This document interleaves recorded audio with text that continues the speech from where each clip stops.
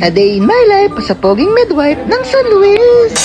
At ayun na nga guys, gumising kami ng umaga at bumungad sa amin na napakalaki at napakaraming kape. At sa araw na nga pala ito is naisipan naming uminom sa gitna ng baha dahil nga nakakainip sa loob ng bahay. Kaya uminom na lang po kami sa harap namin. Dito po pala sa barangay namin, sa barangay ng San Juan, sa bayan ng San Luis, every year po talaga dito bumabaha sa amin. Kaya kami mga taga dito is nakasanayan na po talaga namin ng baha. Kaya imbis na problema kami, ini-enjoy na lang po talaga namin ang tubig baha dito sa barangay namin.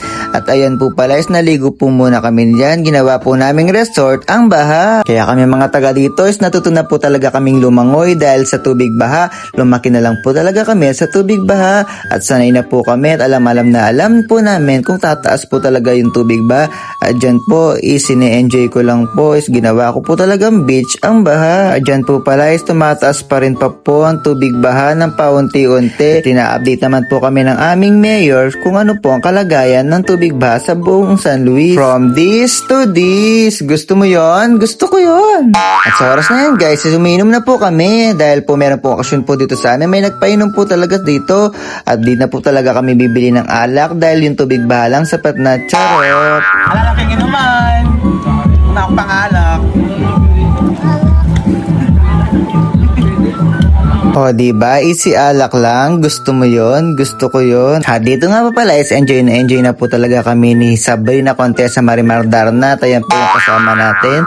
At kung bago pa lang po pala kayo sa aming channel, follow nyo naman po kami para po bongga na. Gusto ko yun. At dyan po pala is para po talagang piyesta po dito sa barangay ng San Juan dahil po ni-enjoy po lahat ng mga tao dito ang tubig baha imbis na po talaga iniinda po nila. Hay nako, nakakasawa na rin po talaga ang baha dito pero wala po kaming choice is bumabaha po talaga dito. Kaya ang gagawin namin, si enjoy na lang po talaga namin. At ayan po yung tanggera po natin. Ayan po yung tanggera po natin na si Marimar Contessa Turok Darna. Meron po lisensya para magtagay. At ayan, bigpiyesa po talaga. Viva pang San Juan! Dito po talaga sa barangay namin, sasahan nyo na po talaga pag tumaas po yung baha, marami po talagang umiinom sa daan at marami rin po naliligo. Ginagawa po talagang resort ito pong baha dito at usually po mga kinakain po namin dito is mayaman po kami sa dagang bukid, sa mga isda, sa mga palakang bukid. Ayan, talaga pong nasanay na po talaga kami sa pagkain ng ganyan. Naging creative na po talaga kami sa pagbuo ng o pag-isip po ng ano makakain namin dito.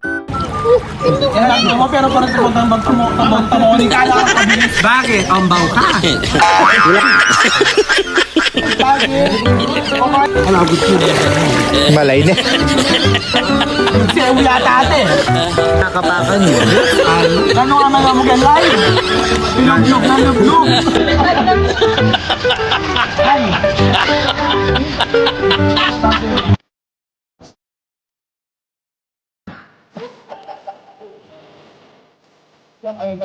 Ate Wete? Ay, doon na lang.